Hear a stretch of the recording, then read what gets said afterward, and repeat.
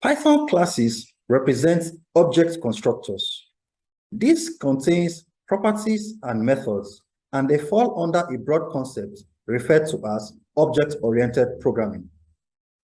As an example, we have a company which has a set of employees, and of course, these employees, we have databases containing their first names, emails, last names as well. And these employees have different characteristics. For example, they have different skill sets, they have different diets, and they have different hobbies. As a central entity in Python classes, the parts where we have the first names, the last names, and the emails represent what we call properties. And the skills, the diets, the hobbies, or any other characteristics of these employees are what we refer to as methods. In today's video, we'll be exploring use cases of Python classes. Stick around.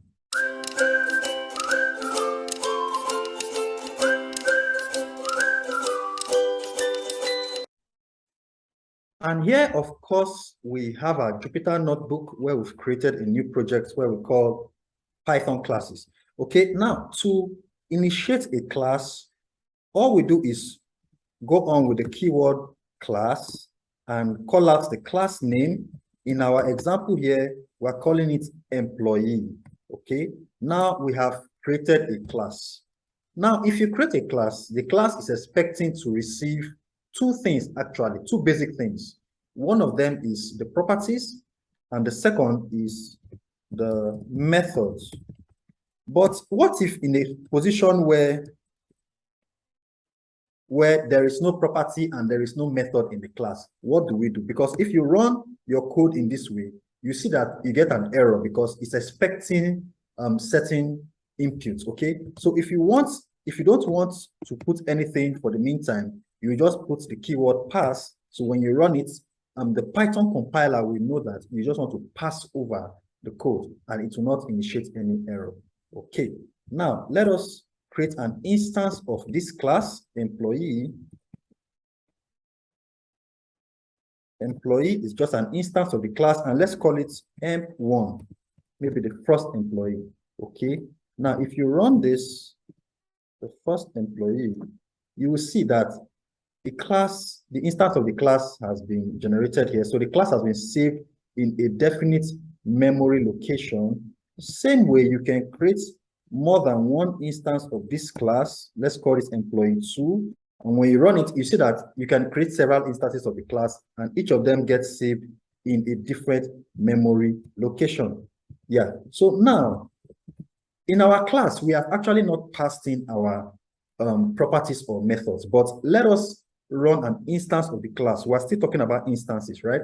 So let's run another instance of the class, but in this case, we're going to define a value. Okay, so now let's give this employee 1, and let's give maybe first name a value. Let's call it Betty. Okay, so when you run this, when you run first name, of course, first name has been created here as Betty. All right, now let us go back to the beginning part of this code. Okay, here we have class employee, which we have created, and let's do something here. Right, now let's take all this out and let's actually work with this. If you want to initialize your class, like I said, you give it a name employee. The first thing you do is you write in your property. Okay, and the way you do that is the property is defined by a function. Now, the function has a default value, which we call the init function. Init is the double underscore init, which is for initializing. And the initializing function here has its default parameters.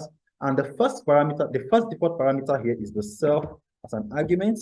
Then other arguments can follow. Okay, you can give it an argument like the first name, last name. What else is useful? Maybe the email.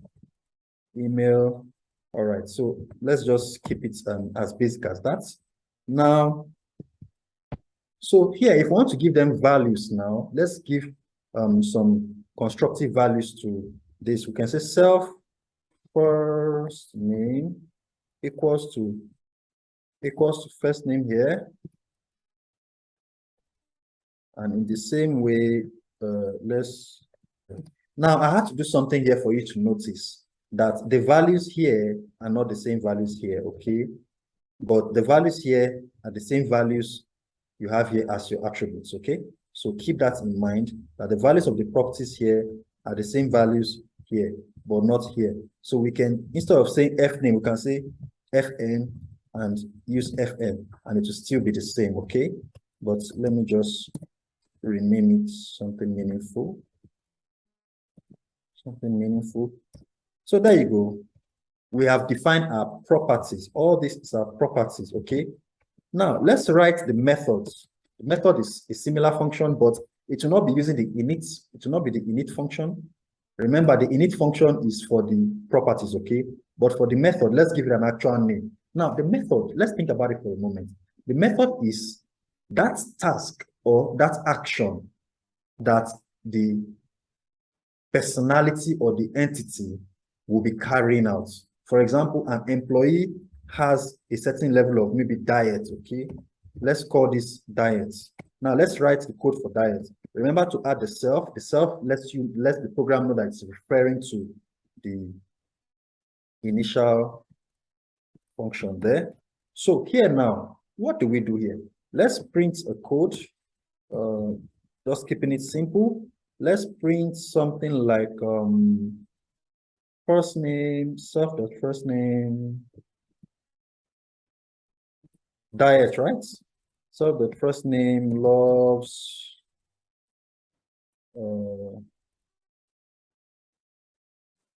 okay, let me add something to this, right? Let me add food.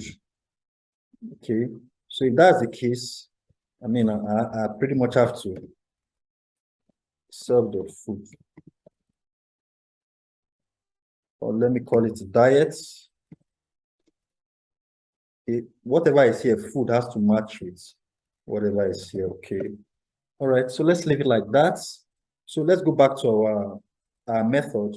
I wanted to write a sentence, so I wanted something to make sense. So let's say self-diet, okay? So what we're saying here is first name loves whatever food it is we're going to be giving. So that's the method there for diet. Let's write another method, okay? This time around, let's call this method maybe email. Okay. Email. Okay. Just trying to stick to the basic examples we already have. Let's print another sentence. Then let's use last name in this case. Last name has the user account of email, okay? Let's make the last name has the user account of email, okay? So this is the second method. So here we've written out two methods. The first method is to something relating to the diet. The second method is something relating to the email. All right. Now, our class, I mean, is completed. Let's just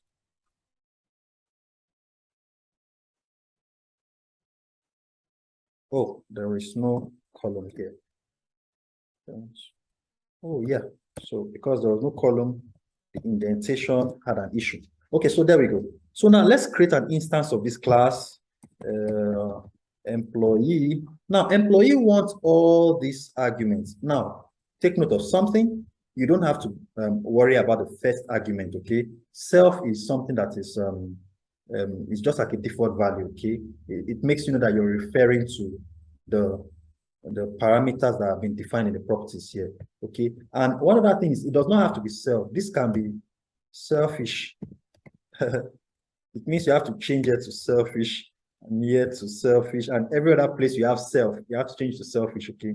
But let's not go through that.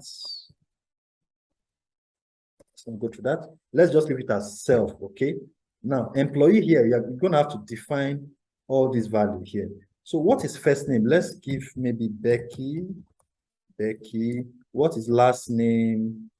let's see, Sanders, email, Becky Sanders at axy.com. Then diet is salad. Okay, now let's save this under an instance called employee1. So all this is employee1. Let's also call out employee2 instance. Employee2 could be John. Okay, so we've created 2 instances of this class. Now, to actually map out this class to one of the methods, what do? We take the instance of that class. Let's take the first class, which is employee1, relative to one of the methods called diets. If we run it relative to diet, you see what we get here is Becky loves salad. Okay. What if we run the second one? John loves lasagna. All right. Now let's run the first instance of the class, but this time around, let's run it with the second method, which is the email. Run it with the email. Sanders has the user account of this.